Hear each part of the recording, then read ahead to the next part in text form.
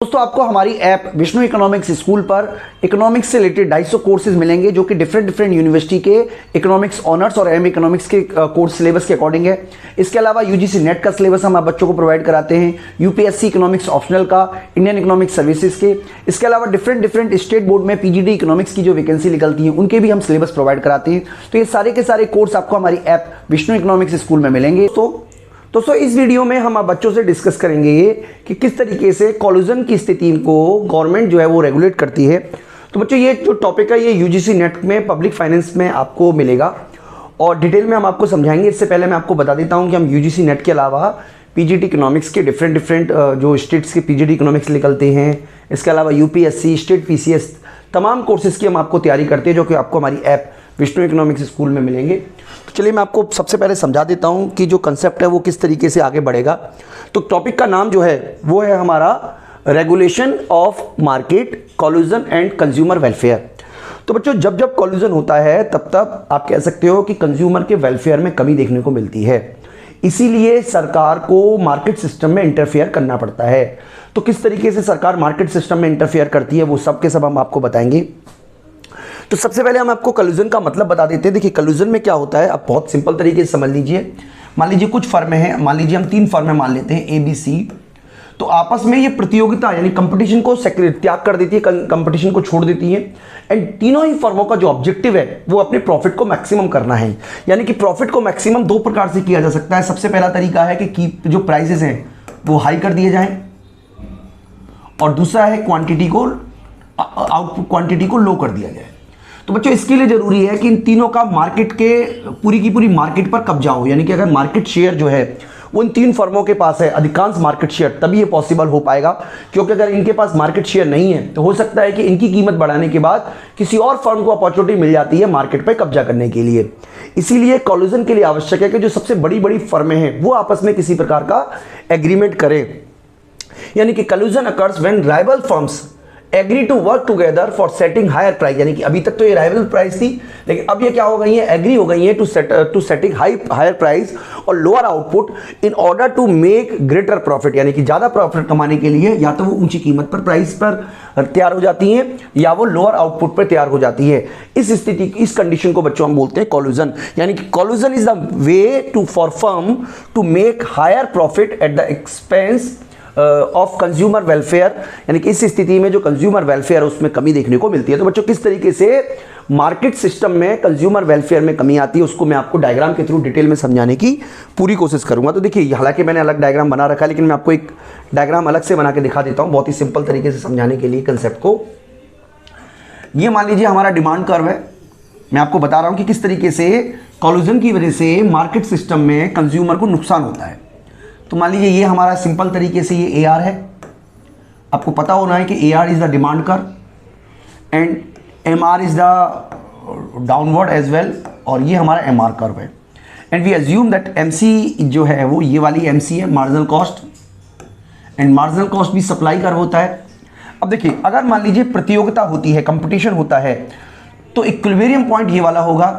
अगर कंपटीशन होता है, मैं थोड़ी देर के लिए इस MR को हटा रहा हूँ, इस वाली लाइन को मैं हटा रहा हूं, अब सिंपल तरीके से समझें। ओके, तो मान लीजिए अगर कंपटीशन हो रहा है तो परफेक्ट कंपटीशन में तब इक्विलिब्रियम होता है जब डिमांड और सप्लाई बराबर हो। यानी इस केस में जो फर्म आउटपुट करेगी वो ये वाला करेगी, और जो प्राइस चार्ज किया जाएगा वो ये वाला चार्ज किया जाएगा। इसका मतलब अगर मैं बोलूं तो ये वाला जो एरिया है, इस एरिया को नंबर देता हूं मैं 1, 2 और 3, और एरिया 4 और 5 ये हमारा कंज्यूमर सरप्लस है। यानी कि जो एरिया है कंज्यूमर सरप्लस वो ये वाला है। मैं एरिया को शेड कर रहा हूं आप बच्चों के लिए, ये कंज्यूमर सरप्लस है। और ये जो एरिया है जिसे मैं आपको रेड कर देता हूं ये हमारा प्रोड्यूसर सरप्लस है।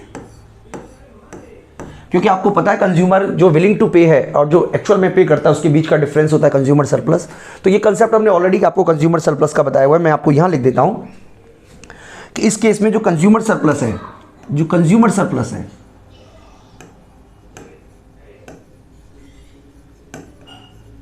वो है एरिया 1, 2, 3, और जो प्रोड्यूसर सरप्लस है वो एरिया 4, 5। यानी कि टोटल सरप्लस का एरिया हमें ये दिखाया हुआ है। ठीक है बच्चों, तो ये हमारा कंसेप्ट हो गया। अब मान लीजिए कि फर्में जो हैं वो कॉल्यूजन बना लेती है, तो कॉल्यूजन फर्में जो होती है वो मोनोपोली की तरह बिहेव करती हैं। यानी कि अब ये क्या करेंगी, इनका प्रयास रहेगा कि आउटपुट को कम किया जाए और प्राइस को हाई चार्ज किया जाए। इसके लिए मान लो वो पॉलिसी जो अपनाती है वो अपनाती है MCMR वाली पॉलिसी, यानी कि ये वाला जो है इनकी मार्जिनल कॉस्ट मार्जिनल रेवेन्यू है, यानी कि फर्म जो है वो अपनी मार्जिनल रेवेन्यू के बराबर प्राइस चार्ज करने के बारे में फैसला लेती है। यानी कि अब जो इक्विलिब्रियम पॉइंट मान लीजिए पहले A था, अब इक्विलिब्रियम पॉइंट हो जाएगा B, यानी कि अब फर्में जो हैं वो कम क्वांटिटी प्रोड्यूस करेंगी और ज़्यादा जो प्राइस है वो चार्ज करेंगी। अब आप ध्यान से समझिएगा बच्चों, जो एरिया 2 जो था, यानी कि ये जो एरिया है ये वाला, अब ये एरिया जो है वो लॉस हो गया कंज्यूमर का, यानी इस केस में कंज्यूमर सरप्लस में कमी देखने को मिली, साथ ही साथ ये वाला एरिया भी लॉस हो गया कंज्यूमर का।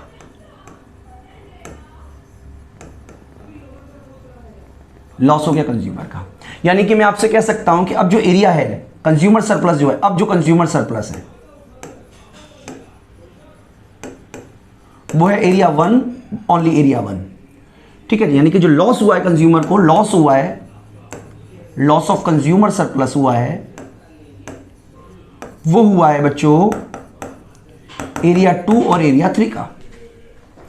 अब इसके बाद हम बात करें बच्चों, तो यहां पे हमें समझना पड़ेगा कि प्रोड्यूसर को क्या हुआ है।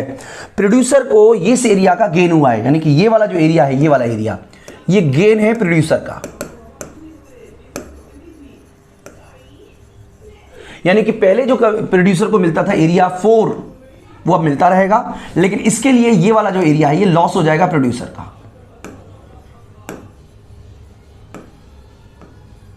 यानी कि अल्टीमेटली एरिया 3 और एरिया 5 जो है वो हमारा लॉस में माना जाएगा, और ये दोनों एरिया मिलाकर कहलाता है डेड वेट लॉस। लेकिन अगर किसी को सबसे ज्यादा नुकसान हुआ है तो वो कंज्यूमर है, यानी कि कंज्यूमर के राइट को प्रोटेक्ट करने के लिए सरकार की ये जिम्मेदारी है, या सरकार प्रयास करती है कि वो प्रतियोगिता को बढ़ावा दे। अमेरिका में एंटी ट्रस्ट लॉ, भारत में CCI जो है वो यही काम करती है। इनके भारत में एक विभाग है जिसको बोलते हैं हम CCI, competition commission of India. Competition commission of India Bharat में इस ओलिगोपॉली को, सॉरी इस कॉलिजन को, या इस तरीके के कॉलिजन को जो प्रतियोगिता को, जो कंपटीशन को रोकते हैं, उनको रोकने के लिए बनाई गई है। यानी कि एक तरीके से आप कह सकते हो कि अगर कुछ फर्में आपस में मिलकर इस तरीके की एक्टिविटी में इन्वॉल्व हैं जहां पर वो कंज्यूमर को नुकसान पहुंचाने का प्रयास करेंगी, मान लीजिए अमेज़न, फ्लिपकार्ट, दो बड़ी बड़ी कंपनियां हैं जो ई कॉमर्स कंपनियां हैं, अगर ये दोनों मिल जाएं तो सारा का सारा नुकसान जो होगा वो कंज्यूमर को ही होगा। तो इस तरीके की डील को रोकने की जो जिम्मेदारी है वो CCI की है। तो यानी कि इसका आप कह सकते हो कि मार्केट सिस्टम में गवर्नमेंट के कंट्रोल की, रेगुलेशन की आवश्यकता होती है। यानी कि मार्केट सिस्टम को इस तरीके से आजाद नहीं छोड़ा जा सकता कि कोई भी आए अपना सामान कितनी भी कीमत डिसाइड कर ले, बल्कि सरकार को मार्केट सिस्टम को रेगुलेट करना पड़ेगा। तो किस तरीके से गवर्नमेंट रेगुलेट करती है वो हम आगे डिस्कस करेंगे ही बच्चों।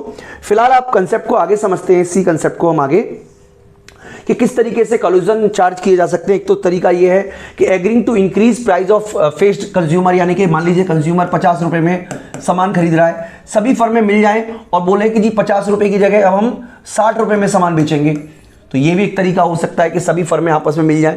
इसके अलावा deals between supplier and retailers, यानी कि सप्लायर और रिटेलर के बीच में डील हो जाए कि जी आप सस्ता मत बेचना, कोई भी डीलर सस्ता नहीं बेचेगा, इस तरीके की डील हो जाए।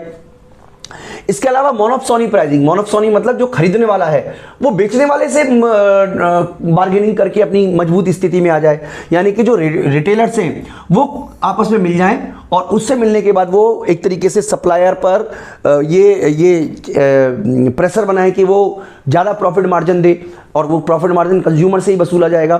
तो इस तरीके से भी किया जा सकता है। इसके अलावा कॉल्यूजन बिटवीन एग्जिस्टिंग फर्म, यानी कि एग्जिस्टिंग फर्म अपना कॉल्यूजन कर रहे हैं कि नई फर्मों को वो एंट्री करने ही नहीं देंगी। जब नई फर्में एंट्री करेंगी ही नहीं तो डेफिनेटली जो कीमतें हैं उसमें कभी गिरावट देखने को मिलेगी ही नहीं। तो इस तरीके का भी बच्चों एग्रीमेंट किया जा सकता है। इसके अलावा और भी कई तरीके हैं, जैसे एक कोटा डिसाइड कर दिया जाए, आउटपुट का कोटा या प्राइस का कोटा। तो ये सारे तरीके हैं जो ओलिगोपॉली या आप कह सकते हो कॉल्यूजन जो है वो यूज़ करती है।